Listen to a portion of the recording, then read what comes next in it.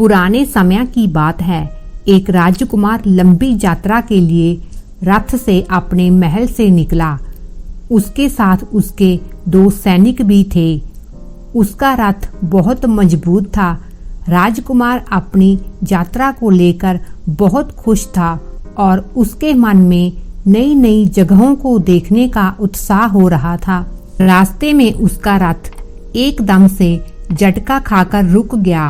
राजकुमार रथ से उतरा और उसने देखा कि एक बड़ा पत्थर उसके रथ के पहिए में फंस गया है। कई घंटों की मेहनत के बाद सैनिकों ने पत्थर को बाहर निकाला। राजकुमार पत्थर को देखकर सोचने लगा और उसने अपने सैनिकों से कहा कि इस पत्थर को रथ में रख दो। मैं इसे अपने साथ लेकर जाना चाहता हूँ ताकि इसे देखकर मुझे याद रहे कि मैंने कितनी परेशानी झेली थी। सैनिकों ने राजकुमार की आज्ञा मानकर पत्थर को रथ में रख लिया।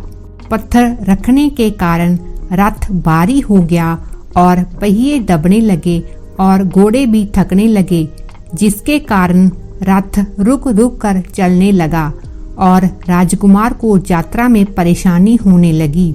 रास्ते में एक साधु ने रथ को देखा और उन्हें रोक लिया और राजकुमार से पूछा कि तुम्हारे रथ में इतना बोझ क्यों है?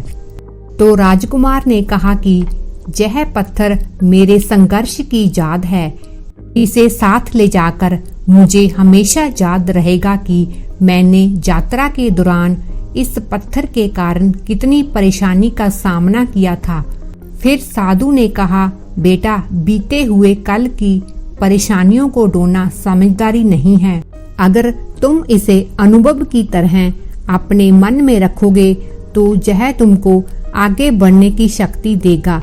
लेकिन अगर तुम इसे बोझ बनाकर रथ में रखोगे तो यह तुम्हारी यात्रा में परेशानियों का कारण बनेगा। और उसने सैनिकों से कहा कि पत्थर को रथ से बाहर निकालकर रख दें। जैसे ही उन्होंने पत्थर उठाया, रथ हल्का हुआ और घोड़ा भी तेजी से दौड़ने लगा। इस कहानी से यही सीख मिलती है कि कल की परेशानियों को बोझ नहीं समझना चाहिए, अनुभव बनाकर साथ रखना चाहिए।